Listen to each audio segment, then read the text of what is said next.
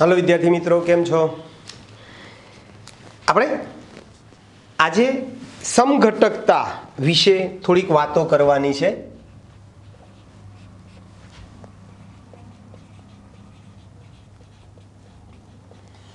સમઘટકતા એટલે શું, એનું વર્ગીકરણ ઉદાહરણ સાથે આપણે જોવાનું છે। તો પહેલા તો સમઘટકો કોને કહેવાય? તો કે ભાઈ કાર્બનિક સંયોજનોના અણુસૂત્રો સરખા હોય પણ એના ગુણધર્મો, એના બંધારણ જુદા જુદા હોય, એને એકબીજાના સમઘટકો કહીશું અને આ ઘટનાને સમઘટકતા કહીશું। ક્લિયર દોસ્તો? અણુસૂત્રો કેવા હોય ભાઈ? સરખા હોય પણ એમના ગુણધર્મો અને બંધારણ જુદા જુદા હોય, એને એકબીજાના સમઘટકો કહીશું અને આ ઘટનાને સમઘટકતા કહીશું। એટલે સમઘટકતામાં જે કાર્બનિક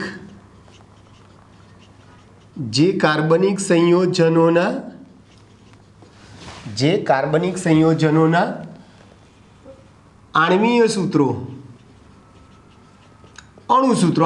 સૂત્રો સમાન હોય પરંતુ તેમના ગુણધર્મો અને બંધારણ અસમાન હોય, જુદા જુદા હોય, તેવા સંયોજનોને એકબીજાના સમઘટકો કહે છે અને આ ઘટનાને સમઘટકતા કહીશું।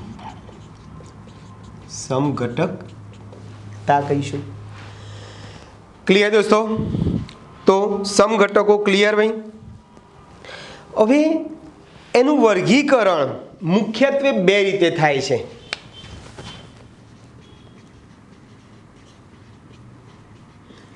સમઘટકતાનું વર્ગીકરણ મુખ્યત્વે બે રીતે થશે। એક છે તમારે બંધારણીય સમઘટકતા,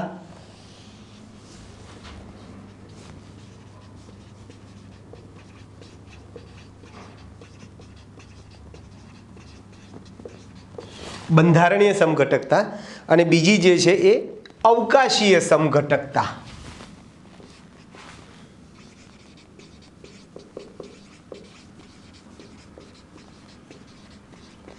મુખ્યત્વે બે પ્રકારની સમઘટકતા, બંધારણીય સમઘટકતા અને અવકાશીય સમઘટકતા। પાછી બંધારણીય સમઘટકતામાં 5 પ્રકાર છે આના।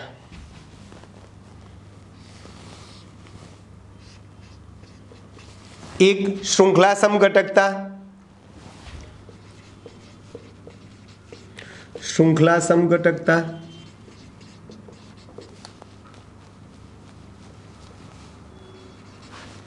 બીજી સ્થાન સમઘટકતા,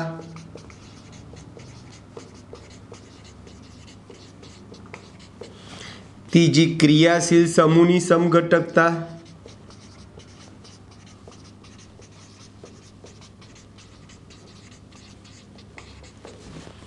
ક્રિયાશીલ સમૂહ સમઘટકતા, બરાબર છે। પછી મધ્યાવયવતા,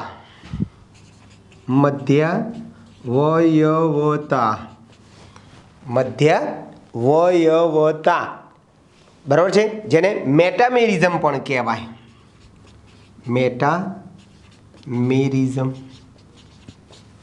મેટામેરિઝમ અને ટોટોમેરિઝમ,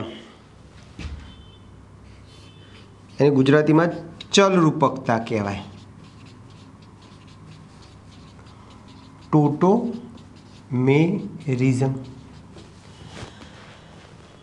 બરાબર છે ભાઈ? ચલો, આમાં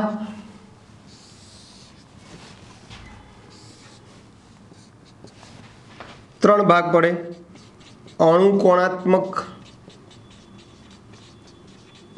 અણુકોણાત્મકતા,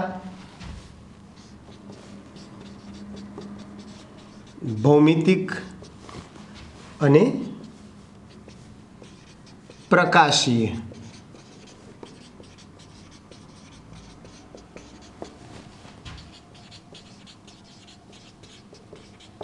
બરાબર છે. અવકાશીય સમઘટકતામાં પાછા 3 ભાગ પડ્યા. બરાબર છે. પ્રકાશ સમઘટકતા, ભૌમિતિક સમઘટકતા અને અણુકોણાત્મક સમઘટકતા.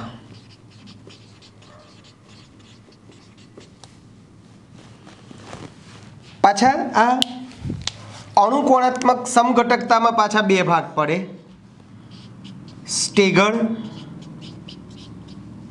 અને ઇક્લિપ્સ્ડ.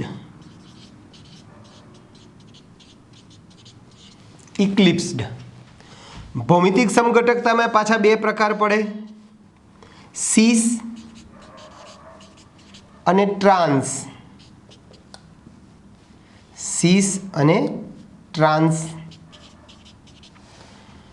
પ્રકાશીયમાં પાછા 2 પ્રકાર પડે, લીવો અને ડેક્સ્ટ્રો.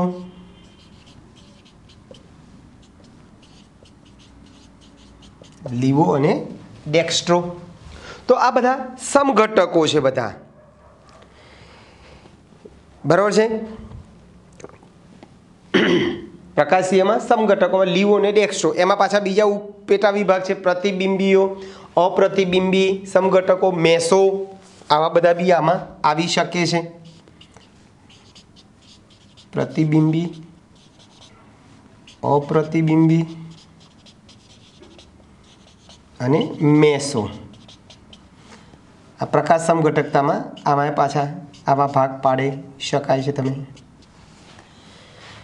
તો આ બધા વિશે આપણે ડિટેલમાં વાત કરવાની છે. આ તમારે 12મા ધોરણમાં આવશે. 11મા ધોરણમાં આપણે આટલાની વાત કરવાની છે. તો શરૂઆત આપણે બંધારણીય સમઘટકતાથી કરીએ છીએ. બરાબર છે.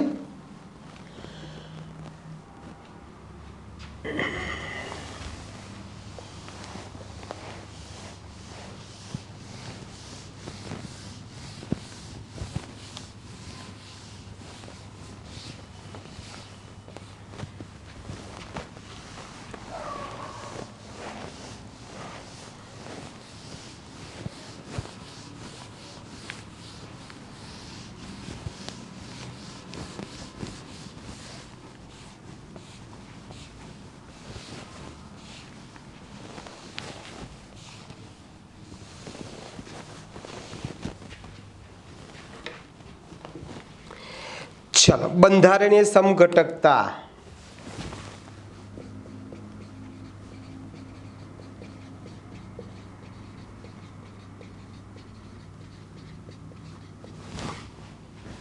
ના પ્રકાર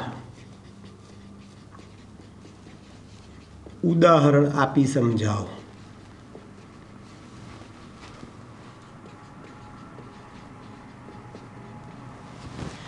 ચલો, પહેલા તો આપણે કીધું હવે સમઘટકતા ક્લિયર ભાઈ.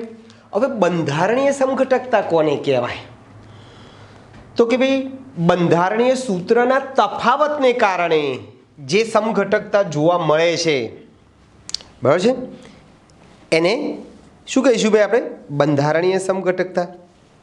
એટલે પહેલાં તો બંધારણીય સમઘટકતાની વ્યાખ્યા આપે તમે સાવ સાદી ભાષામાં આપી શકો કે ભાઈ જે કાર્બનિક સંયોજનોના આણ્વીય સૂત્રો સરખા હોય પરંતુ એમના બંધારણીય સૂત્રો જુદા જુદા હોય એવા સમઘટકોને આપણે બંધારણીય સમઘટકો કહીશું. એટલે જે કાર્બનિક સંયોજનોના આણ્વીય સૂત્રો સમાન હોય પરંતુ તેમના બંધારણીય સૂત્રો કેવા હોય ભાઈ? જુદા જુદા હોય. તેમને બંધારણીય સમઘટકો કહીશું અને આ ઘટનાને બંધારણીય સમઘટકતા કહીશું. બંધારણીય સમઘટકો કહે છે અને આ ઘટનાને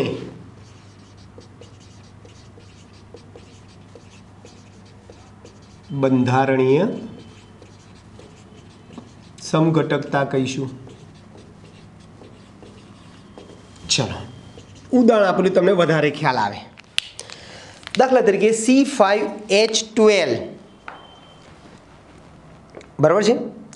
C5H12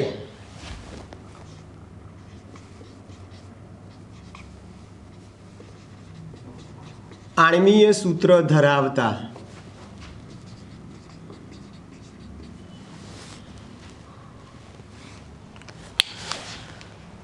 એક કામ કરીએ. પહેલાં તો આમાં એના પ્રકાર પહેલાં લેવા પડશે આપણે, પછી આપણે આ C5H12 એમાં લઈ લઈએ ઉદાહરણ. હવે શું કરીશું ભાઈ? 3 થી વધુ કાર્બન, યાદ રાખજો, 3 થી વધુ કાર્બન ધરાવતા આલ્કેન સંયોજનોમાં બંધારણીય સૂત્રના તફાવતથી બંધારણીય સમઘટકતા ઉદ્ભવે છે. બરાબર છે? શું કીધું ભાઈ? 3 થી વધુ, 3 થી વધુ કાર્બન સંખ્યા ધરાવતા આલ્કેન સંયોજનોના બંધારણીય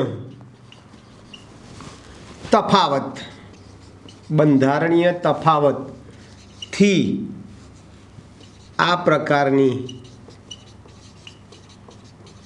સમઘટકતા ઉદ્ભવે છે. બંધારણીય સૂત્રના તફાવતથી આ પ્રકારની સમઘટકતા ઉદ્ભવે છે. ચલો, બંધારણીય સમઘટકતાના પ્રકારો.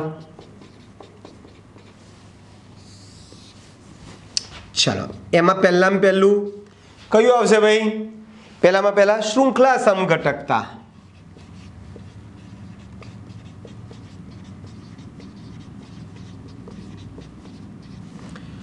ચલો, શૃંખલા સમઘટકતામાં શું હોય ભાઈ? આણ્વીય સૂત્રો સરખા પણ એમાં કાર્બનની શૃંખલા જુદી જુદી હોય. શું હોય ભાઈ? કાર્બનની શૃંખલા જુદી જુદી હોય. એટલે અહીંયા આમાં આણ્વીય સૂત્રો સરખા હોય. બરાબર છે ભાઈ? આણ્વીય સૂત્રો સરખા હોય પરંતુ તેમાં કાર્બનની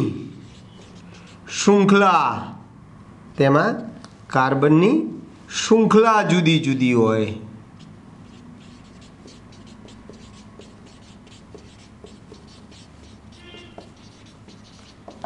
આ રીતે દાખલા તરીકે C5H12 બરાબર છે. આણ્વીય સૂત્રો ધરાવતા 3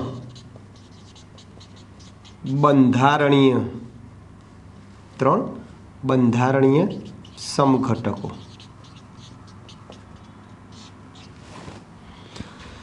જો એક હું CH3 CH2 CH2 CH2 CH3 એક મેં આમ લખ્યું, પછી બીજું CH3 CH CH3 CH2 CH3 મેં બીજું આવું લખ્યું, અને ત્રીજું CH3 CH3 CH3 CH3. આ ત્રણેમાં જુઓ તમે તો ત્રણેમાં કાર્બન 5 જ છે અને હાઇડ્રોજનની સંખ્યા 12 જ છે. એટલે ત્રણેના આણ્વીય સૂત્રો તો સરખા છે પણ ત્રણેયમાં કાર્બનની શૃંખલા જુદી જુદી. જો આમાં કાર્બનની લાંબામાં લાંબી શૃંખલા 5 કાર્બનની છે, આમાં લાંબામાં લાંબી કાર્બનની શૃંખલા 4 છે, આમાં લાંબામાં લાંબી કાર્બનની શૃંખલા 3 છે. બરાબર છે? જો આનું નામ આપણે અગાઉ ઓલરેડી ભણી ગયા, પેન્ટેન અથવા નોર્મલ પેન્ટેન.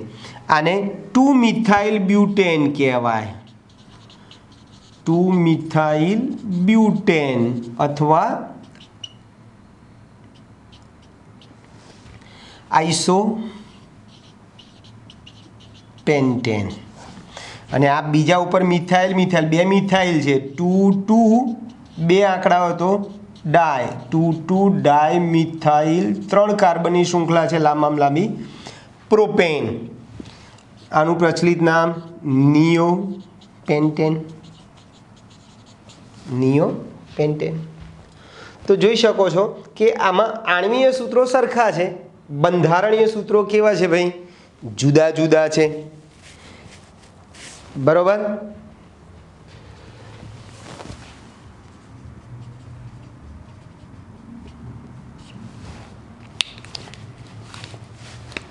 આ જેમ C5H12 છે ને એમ C4H10 ના 2 C5H12 ના 3 બરાબર છે.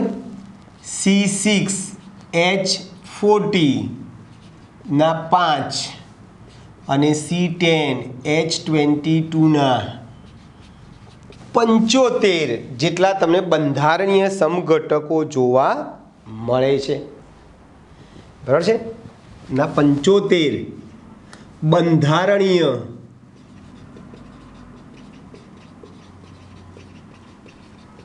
સમઘટકો છે,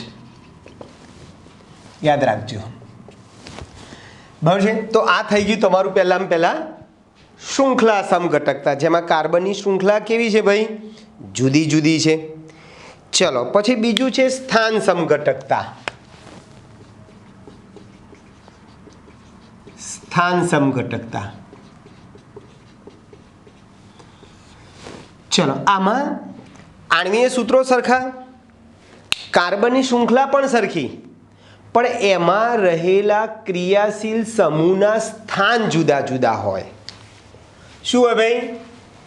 આણ્વીય સૂત્રો સરખા,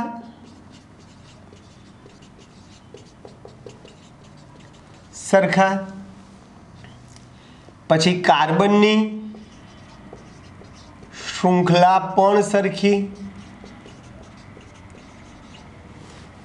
પરંતુ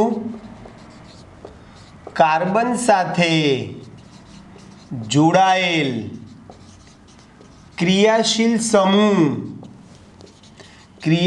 સમૂહના સ્થાન જુદા જુદા હોય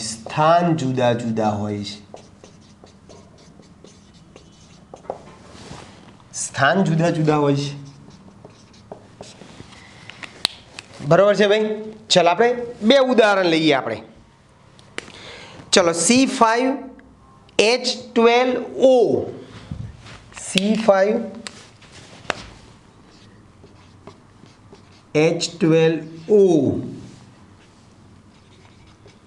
આણ્વીય સૂત્ર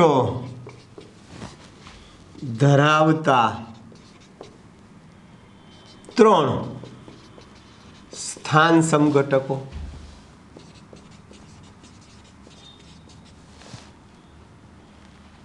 બરાબર છે. C5H12O આણ્વીય સૂત્ર ધરાવતા 3 સ્થાન સમઘટકો. જો આ રીતે CH3 CH2 CH2 CH2 CH2 OH. જો ગણો, કાર્બન 5, હાઇડ્રોજન 12 અને શું છે ભાઈ? ઓક્સિજન 1 છે. બીજું લઈએ આપણે CH3 CH2 CH2 CHOH આમ લખીએ. અને ત્રીજું CH3 CH2 CH2 CH3OH. જુઓ 3 એ 3માં કાર્બન 5 છે, હાઇડ્રોજન 12 છે, ઓક્સિજન 1 છે. બરાબર છે. બધાના નામ જુદા જુદા છે. આ OH 1 નંબરના કાર્બન ઉપર છે, પેન્ટેન 1 ઓલ. OH હોય તો પાછળ ઓલ પ્રત્યે લાગે ને. અહીંયા બીજા નંબરના કાર્બન ઉપર OH છે, પેન્ટેન 2 અને અહીંયા OH ત્રીજા નંબરના કાર્બન ઉપર છે, પેન્ટેન 3 તો તમે જોઈ શકો છો અણુસૂત્રો સરખા, આણ્વીય સૂત્રો સરખા છે, બરાબર છે, આણ્વીય સૂત્રો સરખા છે બધામાં, કાર્બનની શૃંખલા સરખી છે, કાર્બનની શૃંખલા બંનેમાં 3-3માં 5-5 છે, પણ અહીંયા ક્રિયાશીલ સમૂહ OH જે છે એ અહીંયા પહેલા નંબરના કાર્બન ઉપર છે, અહીંયા બીજા નંબરના કાર્બન ઉપર છે અને અહીંયા ત્રીજા નંબરના કાર્બન ઉપર છે. એટલે ક્રિયાશીલ સમૂહના સ્થાન કેવા છે ભાઈ? જુદા જુદા છે. તો આ બીજી સમઘટકતા થઈ ગઈ, સ્થાન સમઘટકતા. પહેલી શૃંખલા, બીજી સ્થાન, ત્રીજી ક્રિયાશીલ સમૂહ સમઘટકતા. બરાબર છે ભાઈ?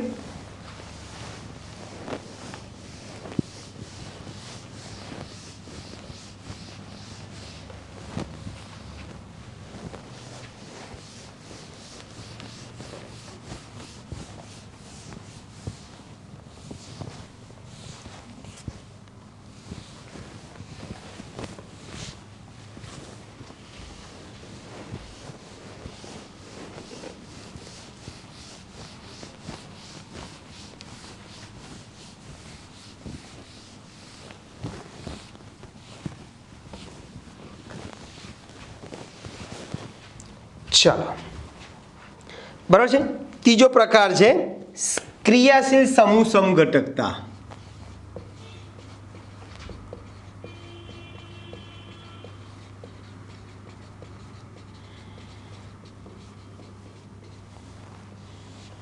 ચાલો, આમાં શું હોય ભાઈ? તો ભાઈ આણ્વીય સૂત્રો સરખા હોય પણ એમાં જોડાયેલા કાર્બન સાથે જોડાયેલા ક્રિયાશીલ સમૂહ જુદા જુદા હોય. આખાને આખા ક્રિયાશીલ સમૂહ કેવા હોય ભાઈ? જુદા જુદા હોય. એટલે આણ્વીય સૂત્રો સરખા પરંતુ કાર્બન સાથે જોડાયેલ ક્રિયાશીલ સમૂહ, સ્થાન સમઘટકતામાં ક્રિયાશીલ સમૂહના સ્થાન જુદા જુદા હતા. અહીંયા ક્રિયાશીલ સમૂહ જુદા જુદા છે. ક્રિયાશીલ સમૂહ જુદા જુદા હોય.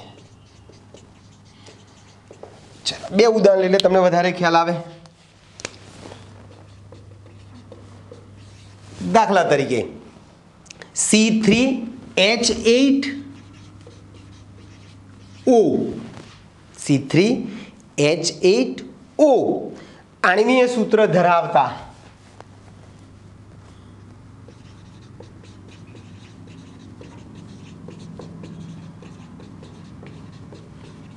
બે ક્રિયાશીલ સમૂહ સમઘટકો.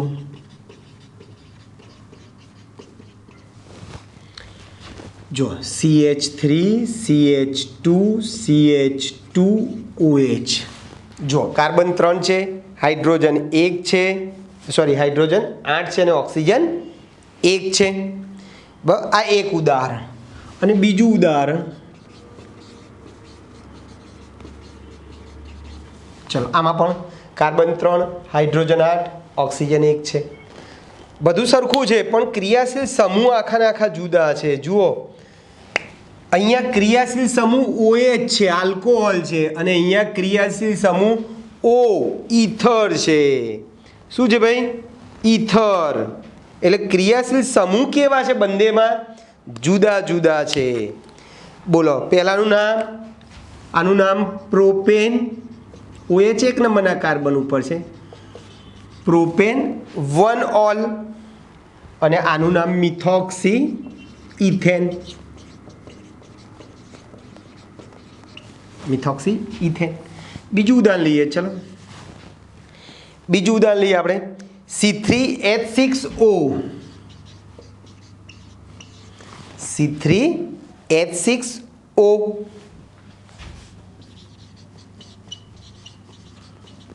આણ્વીય સૂત્ર ધરાવતા બે ક્રિયાશીલ સમૂહ સમઘટકો. આવા છે. જો CH3 CH2 CHO અને બીજું છે આવું CH3 CO CH3. બોલો, બંનેમાં કાર્બન 3 છે, બંનેમાં હાઇડ્રોજન 6 છે, બંનેમાં ઓક્સિજન 1 છે. પણ આમાં ક્રિયાશીલ સમૂહ આલ્ડીહાઇડ છે. આ CHO આલ્ડીહાઇડ છે અને અહીંયા કીટોન છે. બંનેમાં ક્રિયાશીલ સમૂહ જુદા જુદા છે. આનું નામ 3 કાર્બન આપણે પ્રોપેન કહેવાય. CHO તો પાછળ આલ પ્રત્યે લાગે એટલે પ્રોપેનાલ. અને આ કીટોન છે, પાછળ ઓન પ્રત્યે લાગે પ્રોપેનોન. 2 નંબરના કાર્બન ઉપર CO છે એટલે 2 પ્રોપેનોન થઈ ગયું ભાઈ. ક્લિયર? ચાલો, તો આ ક્રિયાશીલ સમૂહ થઈ ગયા. ચોથો પ્રકાર છે મધ્યાવયવતા. મધ્યાવયવતા બરાબર છે, જેને અંગ્રેજીમાં આપણે મેટામેરિઝમ કહીશું. મેટામેરિઝમ. ચલો, આમાં શું હોય ભાઈ? તો કે ભાઈ આ જે ક્રિયાશીલ સમૂહ જે છે, ક્રિયાશીલ સમૂહની આજુબાજુ આલ્કાઇલ શૃંખલામાં કાર્બનની સંખ્યા જુદી જુદી હોય. બરાબર છે? આલ્કાઇલ સમૂહમાં કાર્બનની શૃંખલા કેવી હોય ભાઈ? જુદી જુદી હોય. બરાબર છે? એટલે જુઓ, એટલે આમાં આણ્વીય સૂત્રો સરખા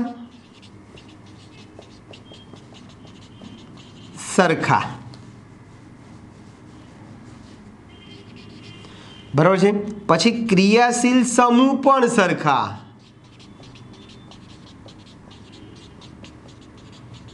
સરખા, પરંતુ ક્રિયાશીલ સમૂહની આસપાસ ગોઠવાયેલ આલ્કાઇલ શૃંખલામાં કાર્બનની સંખ્યા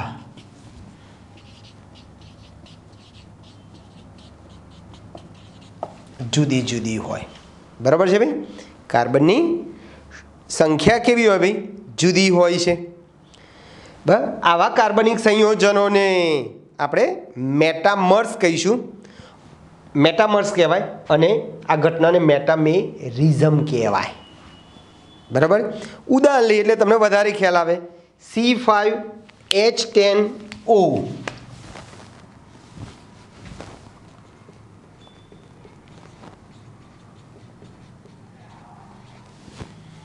C5H10O આણ્વીય સૂત્ર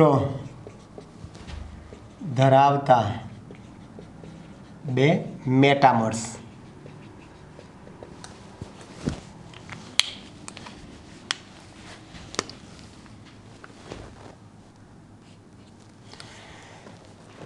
જો આપણે શું કીધું ભાઈ? ક્રિયાશીલ સમૂહ સરખા જ છે, પણ આ રીતે જુઓ. ઉદાહરણ આપો. CH3CO CH2 CH2 CH3 અને બીજું CH3 CH2 CO CH2 CH3.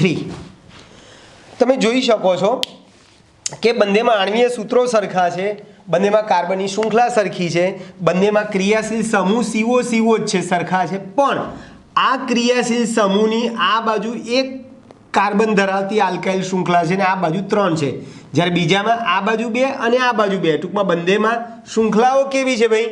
જુદી જુદી છે. અહીંયા એક બાજુ 3 છે ને એક બાજુ 1 છે, જ્યારે આમાં બંને બાજુ 2 છે. બંને બાજુ 2 છે. ચલો, આનું નામ આપણે આપવું હોય તો 2-પેન્ટેનોન અને આનું નામ 3-પેન્ટેનોન. આ કીટોન જે છે બીજા નંબરના કાર્બન ઉપર છે, અહીંયા કીટોન જે છે ત્રીજા નંબરના કાર્બન ઉપર છે. બરાબર છે? એટલે COની બંને બાજુ જોડાયેલ આલ્કાઇલ શૃંખલામાં કાર્બનની સંખ્યા કેવી છે ભાઈ? જુદી જુદી છે. બીજું એક ઉદાહરણ લેવું તો લઈએ આપણે C4H10O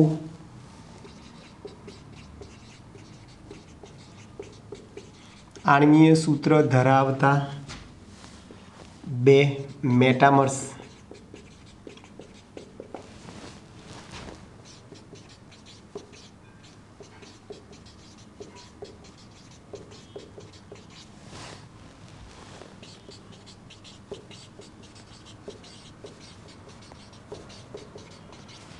બોલો બંનેમાં બધું સરખું છે પણ અહીંયા આ ક્રિયાશીલ સમૂહ O છે ઇથર છે અહીંયા ક્રિયાશીલ સમૂહની એક બાજુ એક કાર્બન છે અને આ બાજુ 3 છે જ્યારે આમાં ઓની બંને બાજુ 2 છે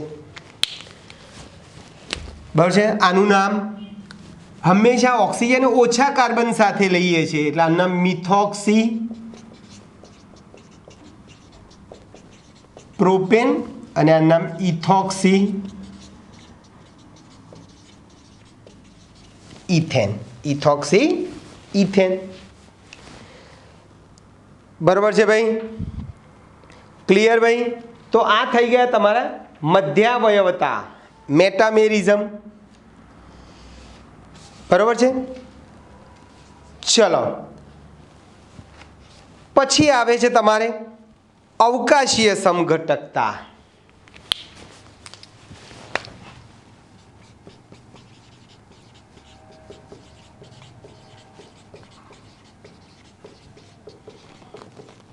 અવકાશી સમઘટકતામાં શું હોય ભાઈ આણ્વીય સૂત્રો સરખા હોય બંધારણીય સૂત્રો પણ સરખા હોય પણ કાર્બન સાથે જોડાયેલા પરમાણુ કે સમૂહ ના અવકાશમાં સાપેક્ષ સ્થાન કેવા હોય છે ભાઈ ભિન્ન હોય છે જુદા જુદા હોય છે એટલે અવકાશીય સમઘટકોમાં આણ્વીય સૂત્રો સમાન હોય બરાબર છે સહસંયોજક બંધ ના ક્રમ સમાન હોય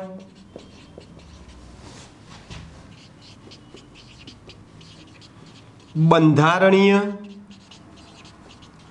સૂત્રો સમાન હોય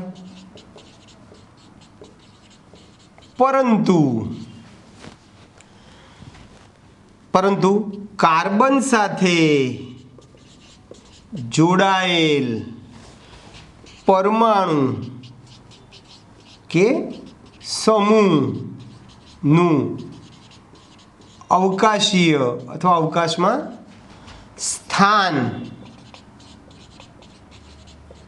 ભિન્ન હોય છે સ્થાન કેવા હોય ભાઈ જુદા જુદા હોય અવકાશમાં પરમાણુઓના અવકાશમાં સાપેક્ષ સ્થાન કેવા હોય ભાઈ ભિન્ન હોય સાપેક્ષ સ્થાન આપણે એવું લખીએ સાપેક્ષ સ્થાન ભિન્ન હોય છે આના પાછા મુખ્યત્વે બે પ્રકાર અવકાશીય સમઘટકતાના મુખ્ય બે પ્રકાર છે આપણે અગાઉ લખી દીધું છે યાદ હોય તો એક અણુકોણાત્મક સમઘટકતા પ્રકાશીય અને ભૌમિતિક એટલે આમાં બે મુખ્યત્વે આપેલા છે એક ભૌમિતિક સમઘટકતા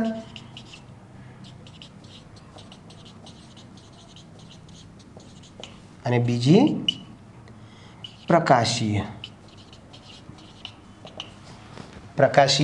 સમઘટકતા આ બે સમઘટકતાઓ એમાં જોવા મળે છે એટલે આ વિશિષ્ટ પ્રકારની સમઘટકતાને આપણે અવકાશીય સમઘટકતા કહીશું બરાબર છે એટલે યાદ રાખજો અવકાશમાં પરમાણુ કે સમૂહનું અવકાશમાં સાપેક્ષ સ્થાન જુદું હોય સ્થાન ભિન્ન એટલે જુદું હોય છે ક્લિયર ચલો પછી તમારે સ્વાધ્યાયનો 15મો પ્રશ્ન છે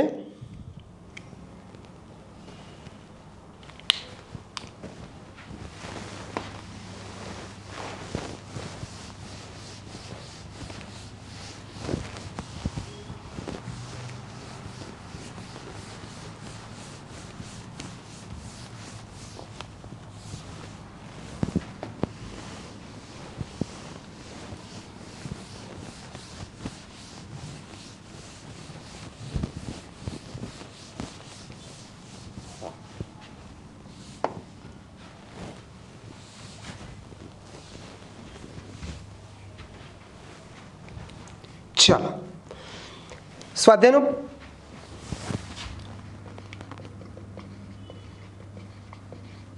15મો પ્રશ્ન આવો છે, સમઘટકતાને ઓળખો. કઈ સમઘટકતા છે?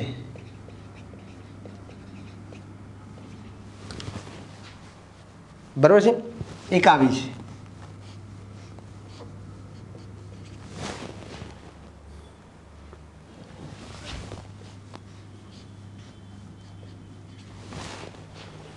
બરાબર છે. ચલો, આ કઈ સમઘટકતા છે? તો આ બંધારણીય સમઘટકતા છે. બંધારણીય સમઘટકતા પાછી ક્રિયાશીલ સમૂહની સમઘટકતા. અહીંયા ત્રીજા નંબરના કાર્બન ઉપર કીટોન સમૂહ છે, અહીંયા બીજા નંબરના કાર્બન ઉપર કીટોન સમૂહ છે. એટલે આ તમારો જવાબ કયો આવે ભાઈ? બંધારણીય માં પણ સ્પષ્ટ કરે તો સ્થાન સમઘટકતા. બંધારણીય સમઘટકતા છે. ખ્યાલ આવે ને? CO નો સમૂહનું સ્થાન કેવું છે ભાઈ અવકાશમાં? સોરી, CO સમૂહનું સ્થાન જુદું જુદું છે. અહીંયા ત્રીજા નંબરના કાર્બન ઉપર CO છે, અહીંયા બીજા નંબરના કાર્બન ઉપર CO છે. ચાલો પછી બીજું જે છે એમાં C double bond C HD DH એક આવું છે અને બીજું DH છે.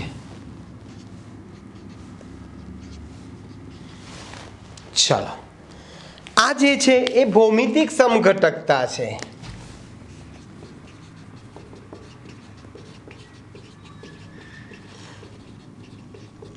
આપણે અવકાશીય સમઘટકતા, અવકાશીય સમઘટકતામાં ભૌમિતિક સમઘટકતા આપણે એવું કહીએ.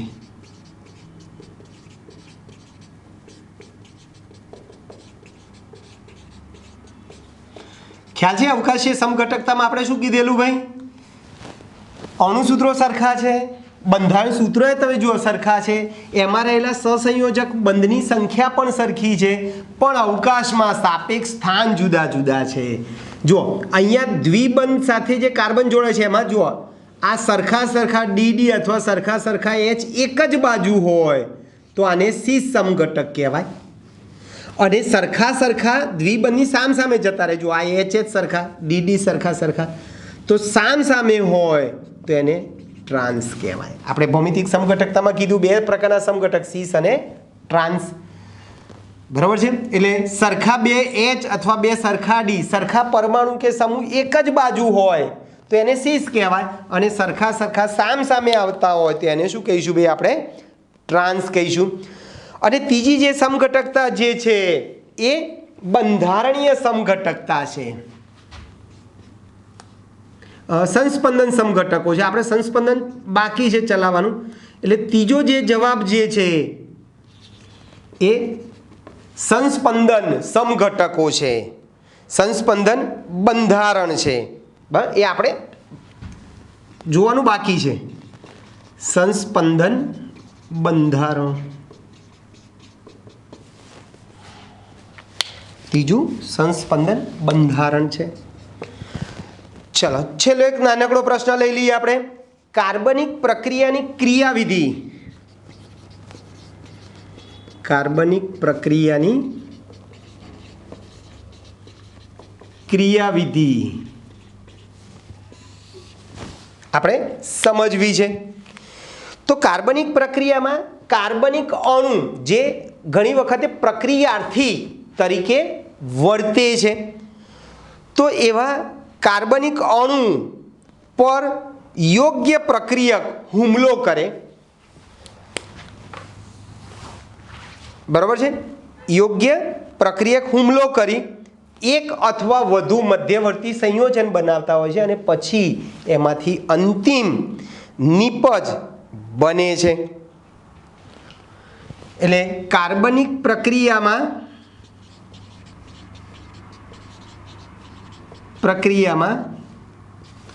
શું કરીશું ભાઈ? કાર્બનિક અણુ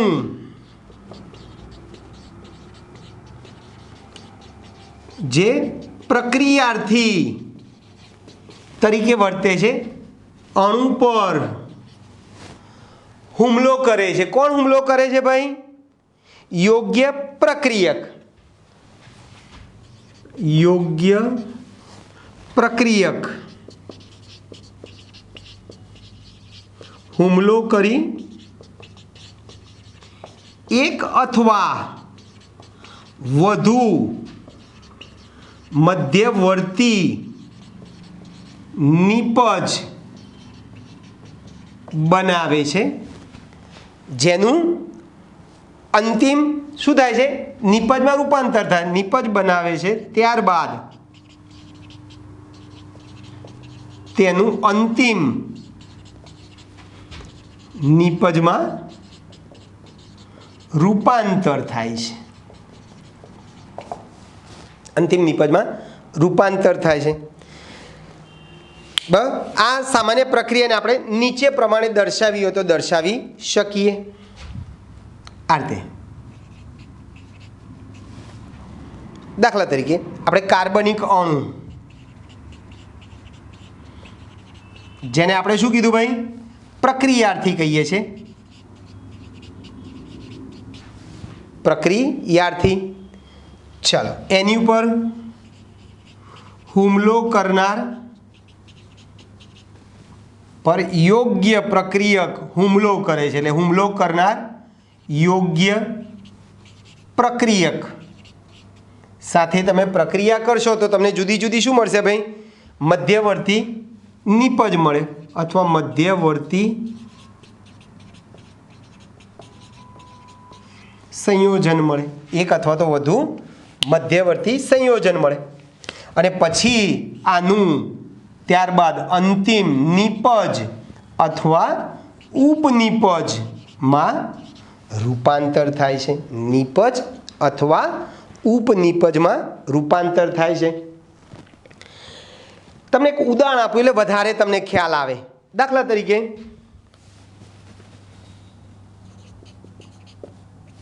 તરીકે હું આમ લઉં છું CH2 ડબલ બોન્ડ CH2. આ કાર્બનિક અણુ છે, આ પ્રક્રિયાર્થી છે. એની ઉપર હું Br2 લઉં છું. આ હુમલો કરનાર પ્રક્રિયક છે. હુમલો કરનાર પ્રક્રિયક છે. તો શું થશે? કોની પર હુમલો કરશે? આ કાર્બન ઉપર. તો આ બે બીઆરમાંથી એક બીઆર આ કાર્બન સાથે જોડાય અને એક બીઆર આ કાર્બન સાથે જોડાય છે.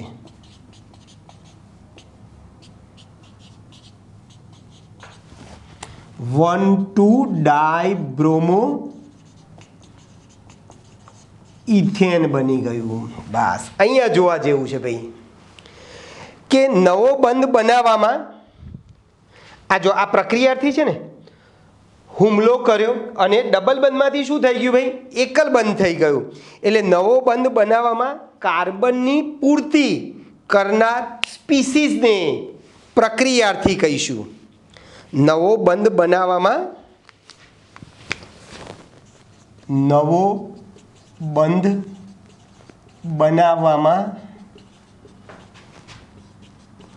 કાર્બનની પૂર્તિ કરનાર સ્પીસીસ એટલે ઘટકને શું કહીશું ભાઈ? પ્રક્રિયાર્થી કહીશું. અને તેની સાથે જોડાયેલ અન્ય સ્પીસીસ જે છે એને આપણે પ્રક્રિયક કહીશું. બરાબર છે? અને અન્ય સ્પીસીસ ડાયરેક્ટ પ્રક્રિયાથી કહીશું. અને અન્ય સ્પીસીસને શું કહીશું ભાઈ? પ્રક્રિયક કહીશું.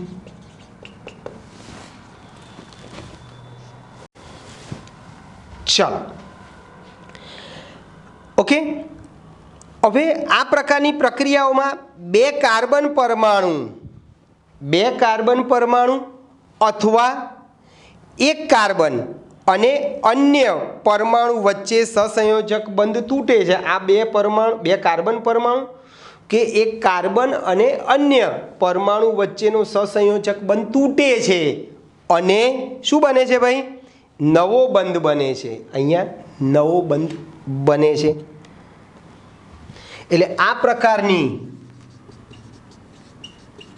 પ્રકારની પ્રક્રિયાઓમાં બે કાર્બન પરમાણુ વચ્ચેનો બંધ, બે કાર્બન પરમાણુ વચ્ચેનો સહસંયોજક બંધ અથવા એક કાર્બન પરમાણુ અને અન્ય પરમાણુ વચ્ચેનો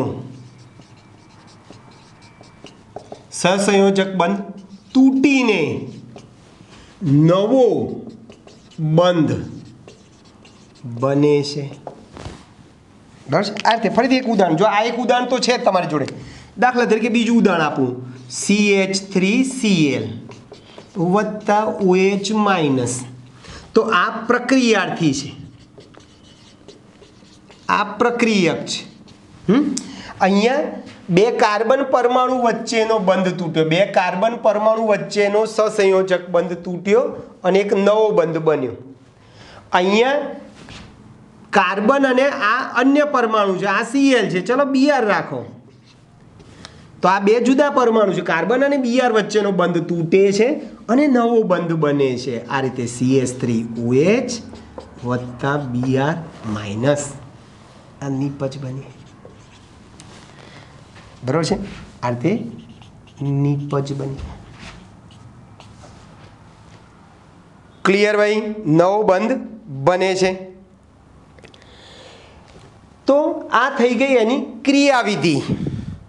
એટલે કોઈ પણ પ્રક્રિયા દરમિયાન થતા ઇલેક્ટ્રોનના સંચલન, સંચલન એટલે ઇલેક્ટ્રોનની હેરફેર, બંધ વિખંડન થાય, નવા બંધનું સર્જન થાય, બંધ તૂટે, નવા બંધ બને, બંધ વિખંડન, બંધ સર્જન દરમિયાન થતા શક્તિનો ફેરફાર, પ્રક્રિયામાંથી નિપજમાં થતા રૂપાંતરમાં વેગમાં ફેરફાર થાય। તો આવા બધા ક્રમબદ્ધ જે મુદ્દા જે છે એને તમે જોડી દો તો ક્રિયાવિધિ કહેવાય, કાર્બનિક પ્રક્રિયાની ક્રિયાવિધિ કહેવાય, બરાબર છે? એટલે હું લખું છું કોઈ પણ પ્રક્રિયા દરમિયાન ઇલેક્ટ્રોનમાં થતું સંચલન, બંધ વિખંડન, બંધ સર્જન દરમિયાન થતી શક્તિમાં ફેરફાર, નિપજમાં નિપજ બને ત્યારે થતા વેગમાં ફેરફાર જેવા ક્રમબદ્ધ પદોને શું કહીશું ભાઈ? ક્રિયાવિધિ કહીશું। શું કહીશું ભાઈ? ક્રિયાવિધિ કહીશું, બરાબર છે ભાઈ? આ જે ક્રિયાવિધિ જે છે એની મદદથી કાર્બનિક સંયોજનોની પ્રતિક્રિયાત્મકતા સમજવામાં અને સંશ્લેષણની રૂપરેખામાં મદદ થાય છે। ક્રિયાવિધિમાં કાર્બનિક પ્રક્રિયાઓની પ્રતિક્રિયાત્મકતા, ક્રિયાવિધિથી પ્રતિક્રિયાત્મકતા અને તેમના સંશ્લેષણ એટલે બનાવટ, સંશ્લેષણ માટેની રૂપરેખા, સંશ્લેષણ માટેની રૂપરેખામાં મદદરૂપ થાય છે. કોણ મદદરૂપ થાય છે ભાઈ? ક્રિયાવિધિ. બરાબર છે? પ્રક્રિયાની ક્રિયાવિધિ. ડિટેલમાં લખીએ. પ્રક્રિયાની ક્રિયાવિધિ કાર્બનિક સંયોજનોની પ્રતિક્રિયાત્મકતા અને તેમના સંશ્લેષણ માટેની રૂપરેખામાં મદદરૂપ થાય છે. એટલે પ્રક્રિયાની ક્રિયાવિધિ બે જગ્યાએ મદદરૂપ છે. એક તો શું કીધું ભાઈ? પ્રતિક્રિયા, કાર્બનિક સંયોજનોની પ્રતિક્રિયાત્મકતા સમજવા માટે, અને સંશ્લેષણ, એ કાર્બનિક સંયોજનની સંશ્લેષણ, એની બનાવટ માટેની રૂપરેખા સમજવામાં શું છે ભાઈ? ઉપયોગી છે. ઓકે દોસ્તો, તો અહીં સુધી આપણે રાખીએ છીએ. આવતી વખતે આ બધું બંધ વિખંડન કેવી રીતે થાય છે, વિષમ વિખંડન, સમવિખંડન, એની ડિટેલમાં આપણે આવતી વખતે વાત કરીશું. ઓકે દોસ્તો, તો અહીં સુધી આપણે રાખીએ છીએ. બાકીનું નેક્સ્ટ ટાઈમ. ઓકે, મળીએ. બાય.